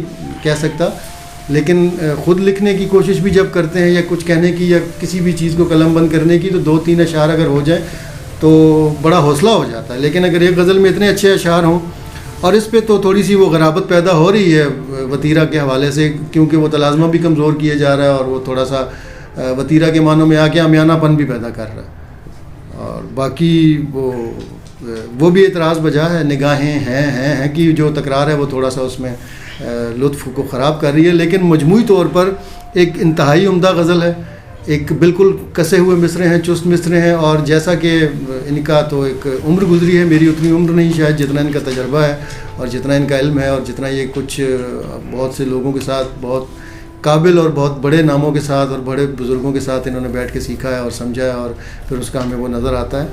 لیکن شاید اتنی ریاضت کے بعد شاعر ایسی جگہ پہ آ جاتا ہے کہ وہ پھر ان کچھ چیزوں کو صرف نظر از خود بھی کرتا ہے، کیونکہ وہ خیال کو اہمیت دیتا ہے۔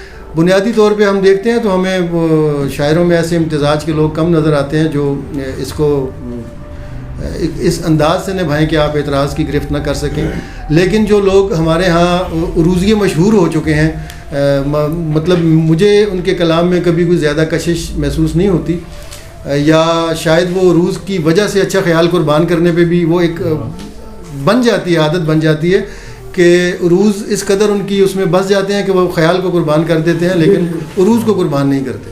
تو مجھے ان کی طرف سے ایسی ہی وہ مطلب وائبز آتی ہیں کہ یہ اس چیز کو خیال کو قربان نہیں کر سکتے، جس کی وجہ سے شاید اور کبھی کبھی وہ ہو جاتا ہے، کچھ چیزیں سرزد بھی ہو جاتی ہیں، لیکن ایک بھرپور گفتگو ہوئی، اچھی نشست ہوئی، اور اس کو بالکل بھی اسی ٹو دا پوائنٹ رہنا چاہیے کوئی اعتراضات جو ہیں وہ صرف اور صرف سخن کے پیرائی میں ہی بھلے لگتے ہیں. اور میں شکر گزار ہوں کہ آپ نے مجھے مطلب ایک سیکھنے کا موقع دیا اور مجھے بہت ساری نئی چیزوں کا بھی پتہ چلا. تو یہ میری ایک طالب علمانہ رائے ہے سر, آپ جیسے آدمی کے سامنے کیجیے. تمام دوستوں کا بہت شکریہ جناب. جناب صدر, جیسے کہ ہماری روایت ہے کہ تنقیدی نشست کے بعد ایک ہماری شعری نشست بھی ہوتی ہے, تو آپ اگر اجازت دیں تو چند اشعار. جی جی ضرور. میں مقتل میں شوکت سے ایسے مروں گا, میں مقتل میں شوکت سے ایسے مروں گا, میں مقتل میں گریہ نہیں ہونے دوں گا. میں مقتل میں شوکت سے ایسے مروں گا, میں مقتل میں گریہ نہیں ہونے دوں گا, اور محبت کو ایسے نہیں جانے دوں گا, محبت کو ایسے نہیں جانے دوں گا, میں مرگے محبت سے آگے مروں گا. محبت کو ایسے نہیں جانے دوں گا, میں مرگے محبت سے آگے مروں گا. شجر اب جبل پر بھی اگنے لگے ہیں, شجر اب جبل پر بھی اگنے لگے ہیں, وہ آیا ہے اب میں بھی تازہ رہوں گا.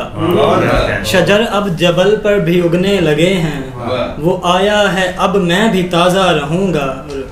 یہ سیراب جو دشت میں پڑ رہے ہیں, یہ سیراب جو دشت میں پڑ رہے ہیں, میں دل میں یہیں سے تسلی بھروں گا. یہ سیراب جو دشت میں پڑ رہے ہیں, میں دل میں یہیں سے تسلی بھروں گا. اور ہوئے ہیں وہ اس بات پر آرمیدہ, ہوئے ہیں وہ اس بات پر آرمیدہ, کہ اب خستگی میں ہی میں جا بسوں گا. ہوئے ہیں وہ اس بات پر آرمیدہ, کہ اب خستگی میں ہی میں جا بسوں گا. میں وہ پھول ہوں جو اناؤں میں آ کر, میں وہ پھول ہوں جو اناؤں میں آ کر تیرے گیسوؤں سے نکل کر گروں گا.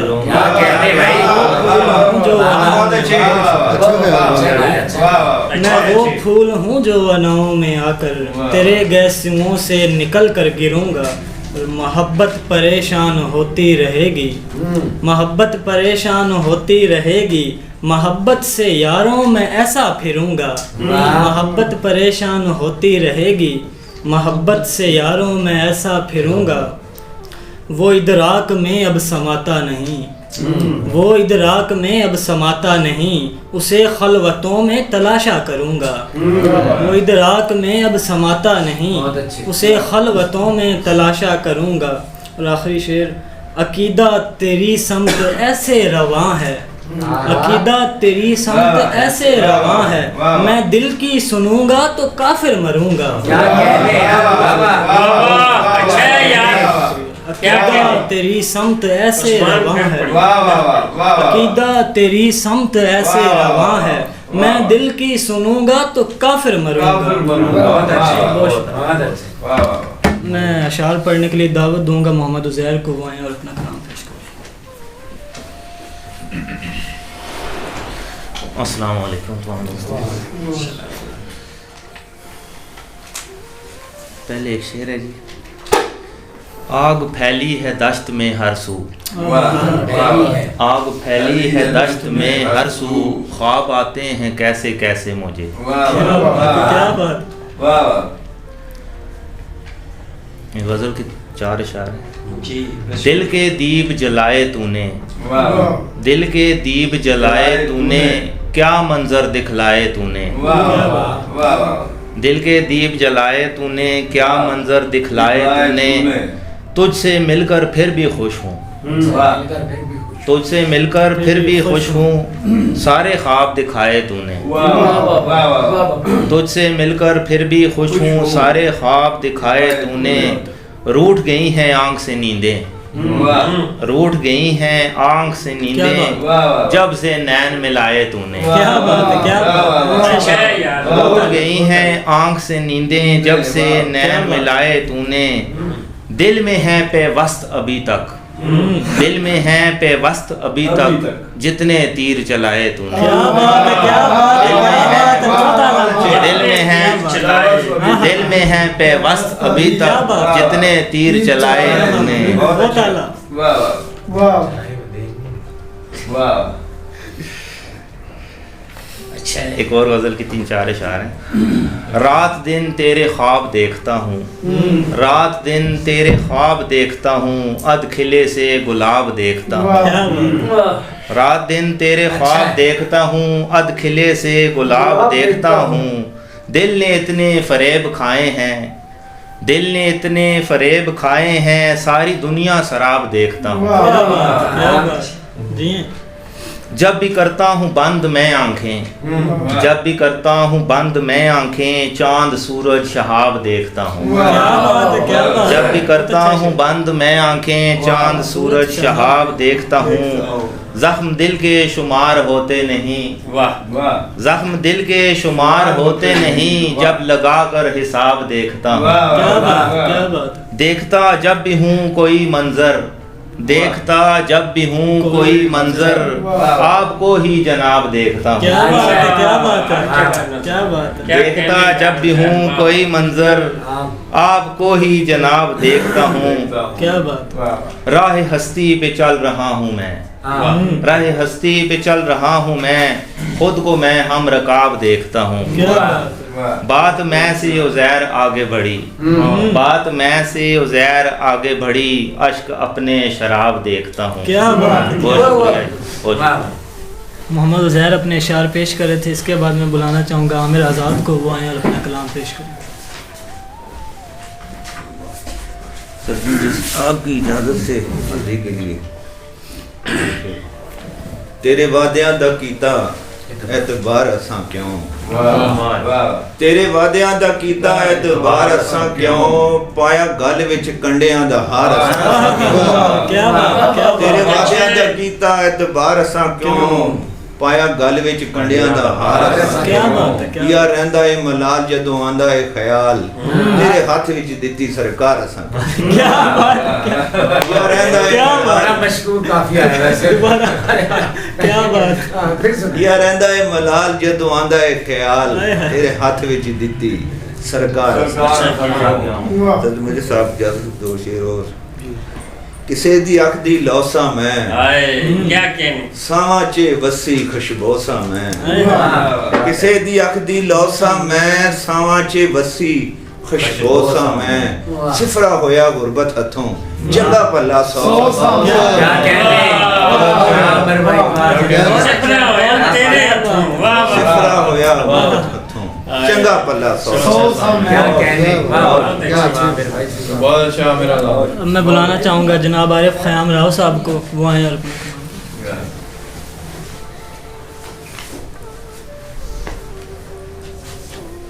اپنا کلام. لائٹ نہیں آ رہا. سنگل کا پرابلم آ گیا, ہو گیا. جناب صدر آپ کی اجازت سے آہستہ آہستہ میری غزل آگے بڑھ رہی ہے. ٹھیک ہے. خاموشی کو بھی بہت غور سے سننے والا, خاموشی کو بھی بہت غور سے سننے والا, جانے کس دیس گیا خوابوں کو بننے والا. کیا بات ہے, کیا بات ہے. خاموشی کو بھی بہت غور سے سننے والا, جانے کس دیس گیا خوابوں کو بننے والا. اور قصہ دربہ دری اور تیرے ہجر کا دکھ, قصہ دربہ دری اور تیرے ہجر کا دکھ, ہم سنائیں بھی اگر کون ہے سننے. کیا بات ہے, کیا بات ہے, کیا شعر ہے, کیا رنگ ملبوس کیے خوشبو نے تعارف کے لیے, رنگ ملبوس کیے خوشبو نے تعارف کے لیے, اور کوئی ہاتھ نہیں پھولوں کو چننے والا, اور کوئی ہاتھ نہیں پھولوں کو چننے والا. اس کی آواز نے اشعار کو تجسیم کیا, اس کی آواز نے اشعار کو تجسیم کیا, ورنہ لوگوں میں کہاں ذوق تھا سر دھلنے والا. لوگوں میں کہاں اس کی آواز نے اشعار کو تجسیم کیا, ورنہ لوگوں میں کہاں ذوق تھا سر دھلنے والا. کیا بات. اب میں علی شعر بنگش صاحب کو بلاؤں گا, کلام پیش کریں. میں پڑھ سکتا ہوں. میری جگہ بھی آپ پڑھنا. خیر جناب صدر آپ کی اجازت سے کہ اس نے تھاما میرے ہاتھ کو جس گھڑی، اس نے تھاما میرے ہاتھ کو جس گھڑی، راہ کے ڈھیر میں پھول کھلنے لگے۔ کیا بات ہے، کیا بات ہے۔ اس نے تھاما میرے ہاتھ کو جس گھڑی، راہ کے ڈھیر میں پھول کھلنے لگے۔ کیا بات ہے۔ اس نے ہنس کر کہا پھول کھل جائیں گے، کیا بات اس نے ہنس کر کہا پھول کھل جائیں گے، اور کچھ دیر میں پھول کیا بات ہے، کیا بات ہے۔ اس نے ہنس کر کہا پھول کھل جائیں گے، اور کچھ دیر میں پھول کھلنے لگے، اور تنگ پڑنے لگا ہے خزاں کا بدن، تنگ پڑنے لگا ہے خزاں کا بدن، وقت کے پھیر میں پھول کھل کیا بات ہے، کیا بات ہے۔ تنگ پڑنے لگا ہے خزاں کا بدن، وقت کے پھیر میں پھول کھلنے لگے، اور کہاں ممکن ہے انہونی مگر دیوار تک جانا، کہاں ممکن ہے انہونی مگر دیوار تک جانا، قیامت سے گزرنا ہے لب و رخسار تک۔ کیا بات ہے، کیا بات ہے۔ جناب والی شہر مگر سے پہلے میں پڑھتا ہوں۔ یار میرے پہلے بھی آپ پڑھیں، بعد میں آپ بھائی سیکٹری ہمارا ابھی نیا ہے، کچھ بھی ہم تو نئے نہیں انتظار سے، ایک شعر دو پرانی غزلیں تھیں۔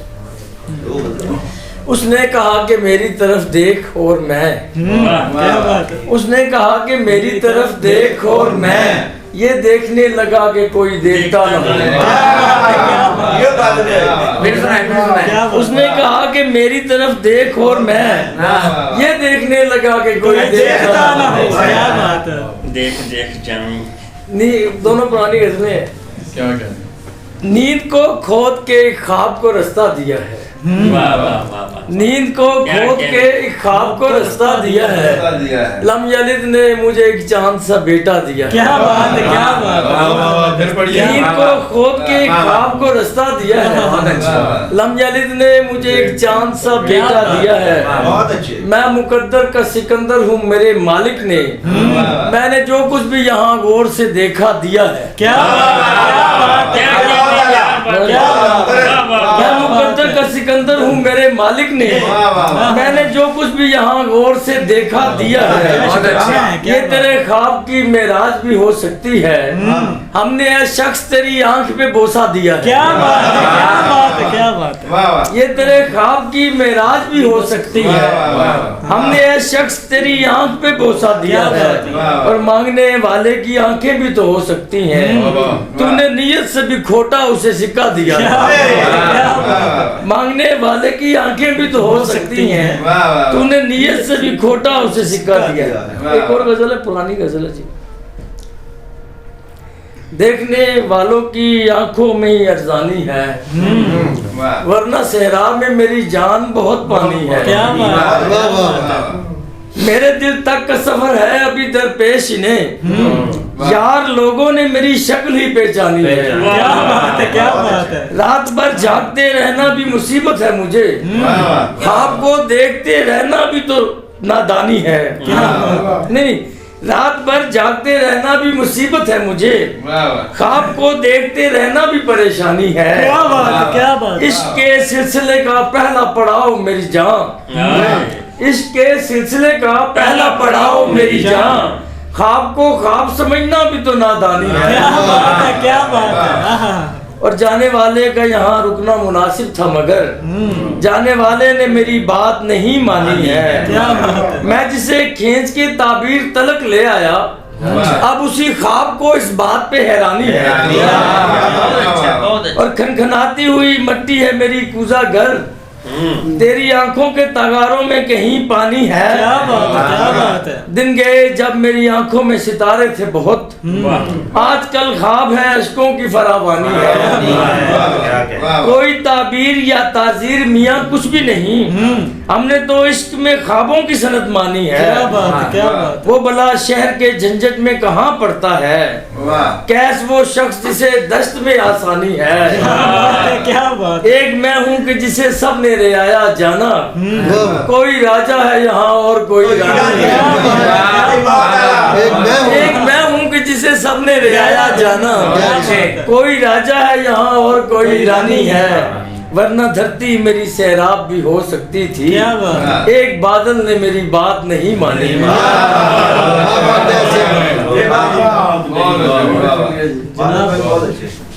علی شیار بنگی صاحب اپنا کلام پیش کریں. تو معذرت کرنا چاہ رہا تھا. نہ آج تو نہیں بنتی معذرت آپ کی جی. پرسوں کی آپ نے مدد میں یہ نہ کہ آپ یہ نہ سوچیں کہ سوتے خشک ہو گئے ہیں تو کچھ اپنے ساتھ لے آیا تھا. ہم نے لگا دیا کہ نہیں لا رہے ہیں. نہیں, ہم بندے کو اس نیچ پہ لے آتے ہیں. نوازش ہے آپ کی.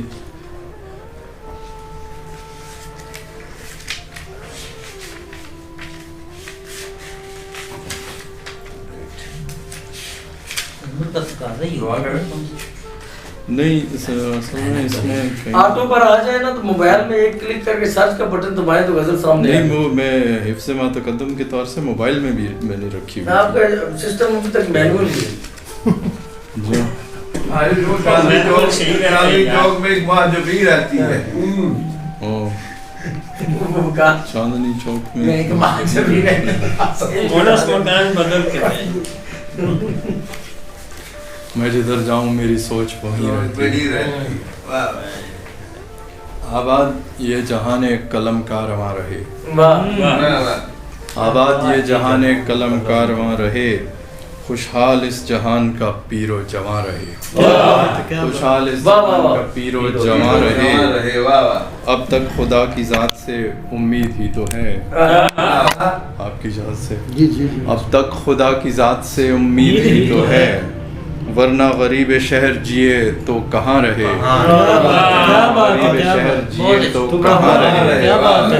ان کو گلو خلاصی ماضی کا ضام ہے, ان کو گلو خلاصی ماضی کا ضام ہے, جن کے سبب یہ زیر زمین آسمان رہے, زیر آسمان رہے. ان کو گلو خلاصی ماضی کا ضام ہے, جن کے سبب یہ زیر زمین آسمان رہے. اٹھو پھر ایسا وقت نہ آئے گا اس طرح, اٹھو پھر ایسا وقت نہ آئے گا اس طرح, جس طرح جس جگہ ہو, جس طرح جس جگہ ہو کہ پاس اذاں رہے, جس طرح جس جگہ ہو کہ پاس اذاں رہے. شہزاد صاحب آپ کی توجہ کہ مسجد کو کھول دو کہ ہمیں رات رات بھر, مسجد کو کھول دو کہ ہمیں رات رات بھر, احساس میزبانی اللہ میاں رہے.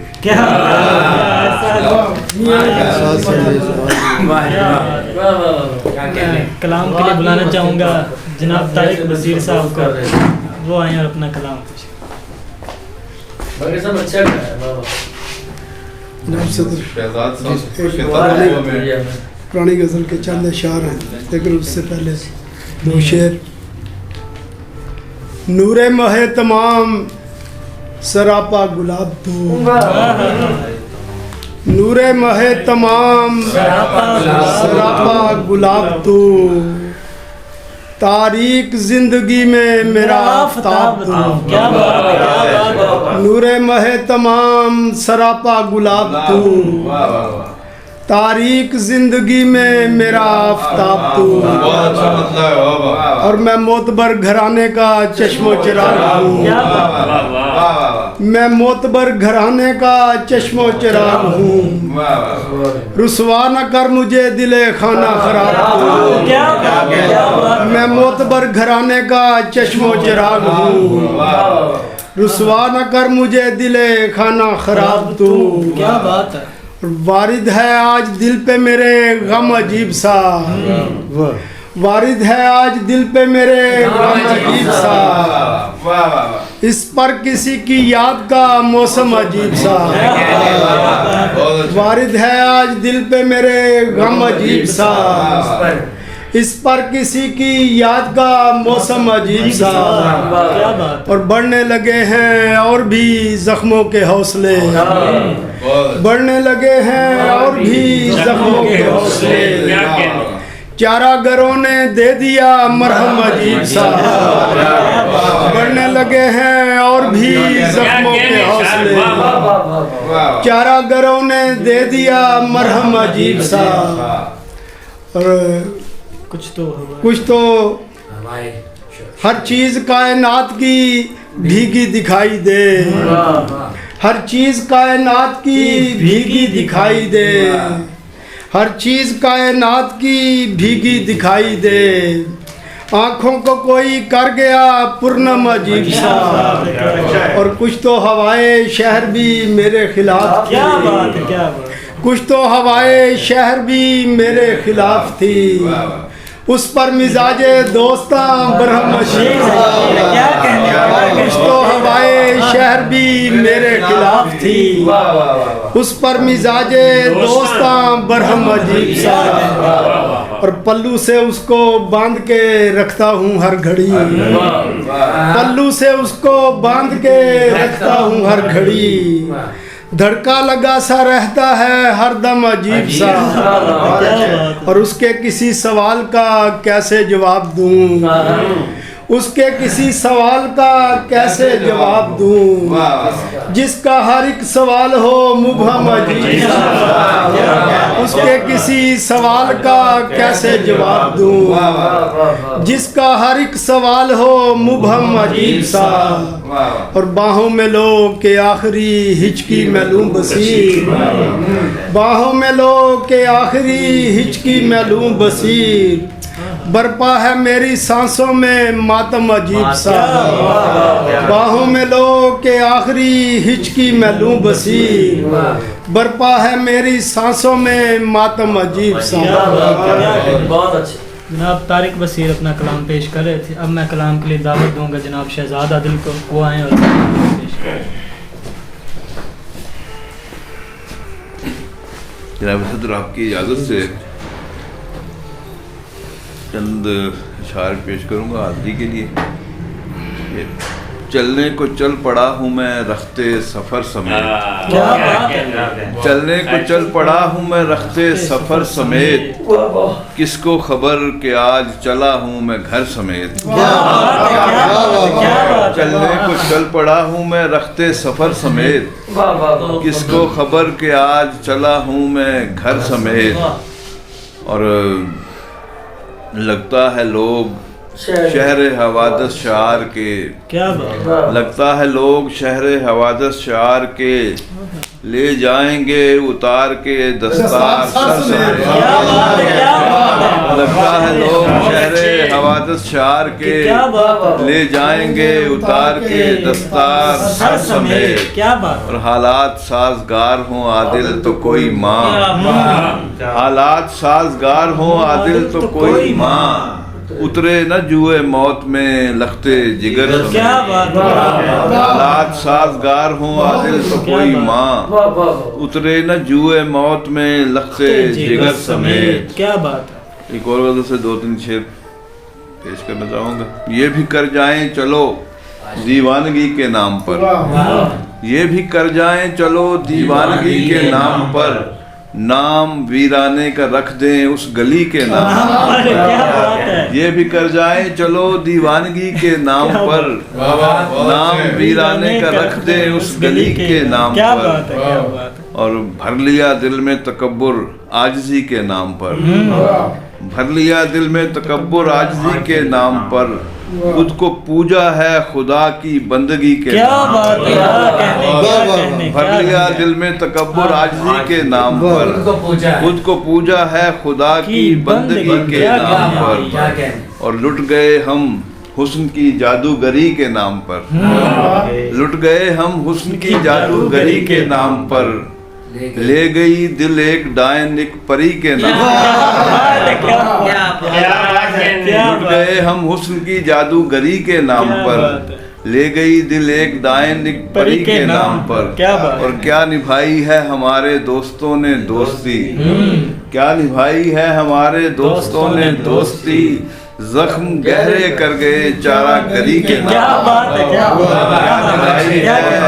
क्या निभाई है हमारे दोस्तों ने दोस्ती, जख्म गहरे कर गए चारा गरी के नाम पर।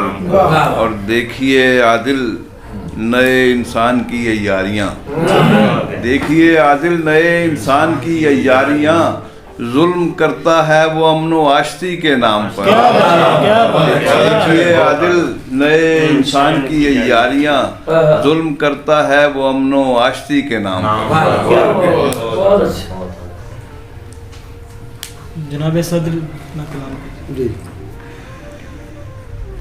एक गज़ल से चंद अशआर पेश करता हूँ कि ज़फ़री पाशा साहब ने सुना। नहीं वो वस्ल के की बात पड़े वस्ल के बाबे कसाफत पहाड़े सूखते हैं।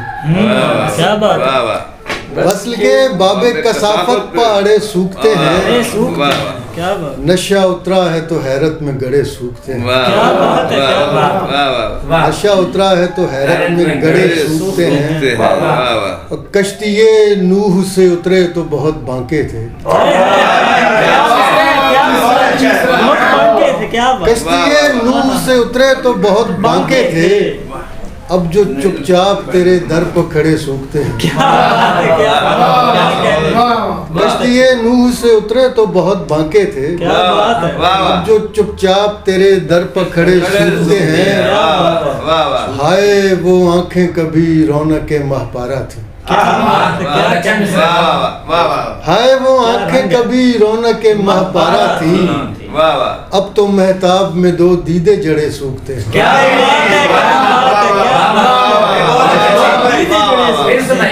हाय वो आंखें कभी रौनक महपारा थी, अब तो महताब में दो दीदे जड़े सूखते हैं। कूज़ागर जब से जहांज़ाद का दीवाना हुआ, कूज़ागर जब से जहांज़ाद का दीवाना हुआ, हमसे कितने ही तगारी में पड़े सूखते हैं।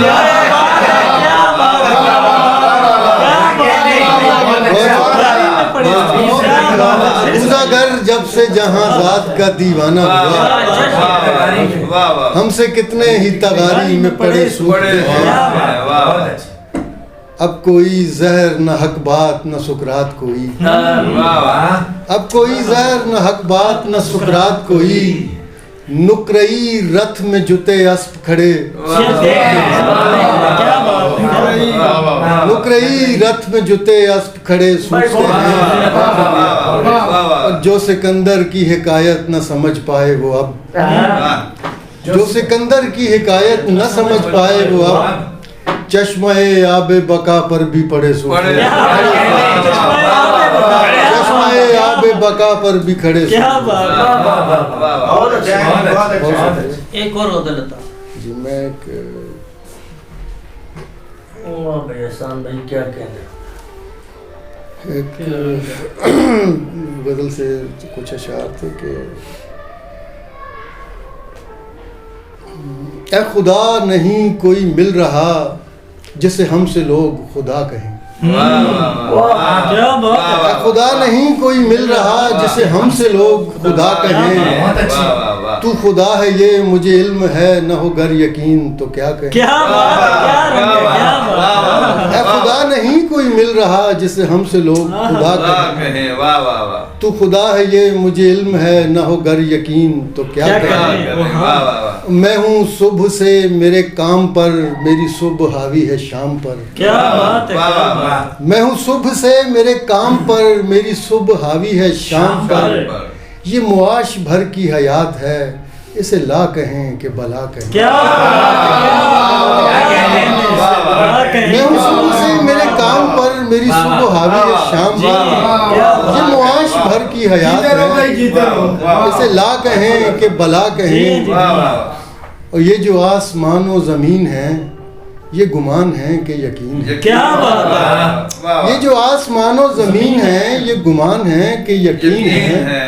ये हयात भी कोई चीज़ है, या इसे भी मुझ मेरे ला कहें। क्या ये हयात भी कोई चीज़ है, या इसे भी मुझ मेरे ला कहें। और तेरे शाना कश की हयात हो, तेरी काकलों को सबात हो।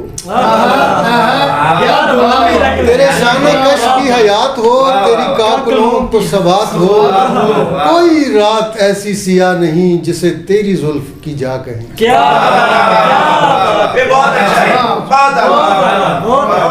कोई रात ऐसी सिया नहीं जिसे तेरी जुल्फ की जा कहें। और जो हो जिंदगी तो डगर न हो, कोई संत हो तो सफर न हो। जो हो जिंदगी तो डगर न हो, कोई संत हो तो सफर न हो, कोई दोस्त हो जो दगा करे, किसी शय को हम भी अता कहें। कोई दोस्त हो जो दगा करे, किसी शय को हम भी अता कहें। एक नज्म पेश करना चाह रहा था, अगर इजाजत। ये जो गुज़श्ता 1-2 साल पहले सैलाब आया था, और फिर उसमें जो हुआ आप सब अहबाब बखूबी आ गए। फिर एंजेलिना जूली आई और एक ड्रामा, और तो एक नज़्म एंजेलिना जूली के नाम, और इसका उन्वान था फाहिशा। सुनो ए आलम असफल के जीने से उतरती बेहया औरत सुनो। सुनो ए आलम असफल के जीने से उतरती बेहया औरत सुनो। तुम ही हो जिसको हमने जिस्म की वहशत में सोचा है अज़ल से। अब इस गम के लिबादे में किसी देवी की सूरत देखकर तस्लीम क्यों कर लें। तुम्हें तो वहशत व इशरत की हम वारी में होना था, तुम इतने औज पर कैसे। क्या बात। सुनो ए बिस्तरे इशरत से उठकर यूं कलीसा ओ हरम की पाक सरहद से निकल जाने में गर तुम ये समझती हो कि ये जो आदमी जैसे तुम्हें कुछ लोग दिखते हैं, तुम अपने सीना आलूदा व अबतर में इनके गम समोलोगी, तो ये एक ख्वाब है बस आलम दीवानगी का। क्या बात। और तुम्हें लगता है तुम आकर हजारों साल से पिसती हुई इस आदमियत को बचा लोगी, तो ये एक बेअसर मजनून की बढ़ है कि हमने एक तवातुर से इन्हें इन सब मसाइल में कड़ी मेहनत से उलझाया। क्या बात है। कि हमने एक तवातुर से इन्हें इन सब मसाइल में कड़ी मेहनत से उलझाया। सुनो ए दुख्तरे बादा, हमारी बात को समझो, हमारे राज को समझो। सुनो कि हम सुनाने के तो रसिया हैं। ये तुम किन पानियों की सैर को आवारा फिरती हो, इन्हें छोड़ो, मसाइब रिस्क है इनका। ये ऐसे बदगुमा हैं जो अगर 6 रोज तक कोई मुसीबत ही ना देखें तो खुदा को भूल जाते हैं। इन्हें छोड़ो, मसाइब रिस्क है इनका। ये ऐसे बदगुमा हैं जो अगर 6 रोज तक कोई मुसीबत ही ना देखें तो खुदा को भूल जाते हैं, और अब की बार तो सच में मुसीबत है। क्या बात। हालांकि हमने पूरे वक्त पर वो बंद तोड़वाया जो इन हशरात की बस्ती की जानिब था, मगर फिर भी हमारे बाग का एक हिस्सा ज़ेरे आब आया। उसे देखो, हमारे दिल पर भी एक हाथ रखो तो। क्या बात। एंजेलिना, चलो आओ किसी ईवान में बैठे, तुम्हारे हुस्न को देखें, हमारे खूबरू और बेसमर बेटे जो तुम पर जान छिड़कते हैं, जो एक अरसे से निचली जात की इस्मत के फीके जायके से ऊब बैठे हैं, जरा कुछ उनको बहलाओ। हमारे खूबरू और बेसमर बेटे जो तुम पर जान छिड़कते हैं, जो एक अरसे से निचली जात की इस्मत के फीके जायके से ऊब बैठे हैं, जरा कुछ उनको बहलाओ। ज्यादा कुछ नहीं तो आकर एक तस्वीर बनवाओ कि वो सब भी जिन्होंने तुमको भेजा है, उन्हें भी तो फकत दरकार है इतना। क्या तो फिर तुमको भला किस वास्ते आजार है इतना। तुम्हें मालूम है सैलाब का लाना भी क्या दुश्वार होता है। मसाइल दर मसाइल को किसी की बेयकीन तकदीर का हिस्सा बनाना कैसी दिक्कत है। तुम्हें लगता है तुम इन खस्ता सीनों से वो सब औहाम खुर्चोगी जो हमने कितने बरसों में खुदा का नाम ले लेकर खुद इन सीनों में रखे हैं। चलो छोड़ो, हमारे दूसरी जानिब नजर कर लो। वो लाखों बेहिसो बेकार भी देखो जो इस लम्हे में सोचें भी तो इतना सोचते हैं कि वो इस आफत से बच निकले हैं और इस बार जिंदा है। क्या बात है, क्या बात। वो सिगरेट फूंकते हैं और पहरों चाय खानों में हम ऐसे बासमर लोगों को शब भर कोसते हैं जैसे ये कारे फजीलत हो। क्या बात है। तो तुम भी होश में आओ, मसीहाई के नशे में अबस ढूंढो न रसवाई, तुम्हें अंदाजा ही कब है हमारे पैर पक्के हैं, हमारे हाथ लंबे हैं। क्या बात, क्या बात। तुम अपने नर्म हाथों से भले जितना भी सहलाओ इन आफत के मकीनों को, मगर इनके यकीन तक तो रसाई बस हमारी है। और ऐसे में भला तुम क्या, तुम्हारी पारसाई क्या। तुम्हें तो पांचवें कलेमे का इस्तेमाल तक आता नहीं। और चंद लोगों को फकत सीने से लिपटा कर ये कैसे सोच सकती हो कि तुम हमसे मुनज़्ज़ह हो? क्या बात। नहीं, ये हो नहीं सकता कि हम चाहें तो इन महबूस लोगों की ज़बानों से लाबे दान तक ले लें कि ये जो कुछ भी खाते हैं हमारा ही चबाया है, और इनके ख्वाब भी वो हैं कि जिनकी हम इजाज़त दें यहाँ पर सोच के जाले हमारे हाथ बुनते हैं। क्या बात है। और हम ये सोचते हैं तुम फकत एक फाहिशा हो, सो इन्हें भी सोचना होगा।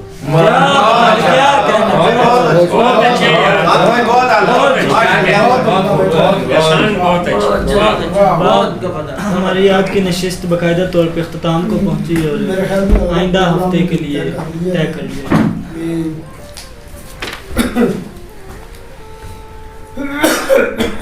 गजल आगे बढ़ रही है ना, मेरा ख्याल है वो। अच्छा अभी साथ धुन रही है। ये दोस्त अगले प्रोग्राम के लिए कोई रखना चाहेगा अपना फनपारा? बंगट साहब की रख लेंगे। रफी साहब का अफसाना रख लें। नहीं मेरे पास शहजाद साहब के पास आपका अफसाना होगा। जी बंगट साहब क्या कहते हैं? रजा कराना तौर पे जी, ये तो चलना वो तो फिर जब कोई नहीं मानेगा आप मेरा नाम लिख दें। जी जी शाह साहब का नाम लिखे जी। लिखें जी। सैयद तसव्वुर हुसैन तसव्वुर अगली दफा अपनी गजल आपने नेक्स्ट जी इंशाल्लाह। उठिए चाय की दावत आज तमाम दोस्तों के लिए। ठीक है जी। अभी खत्म नहीं हुआ, वो ऐलान करेंगे सब लोग बैठे हैं, ऐसे तो करेंगे। आप खत्म करें। वो तो पहले का ऐलान कर देंगे जी। इंशाल्लाह अगले हफ्ते जनाब तसव्वुर हुसैन तसव्वुर शाह साहब की गज़ल तनकीद के लिए पेश की जाएगी। अस्सलाम वालेकुम।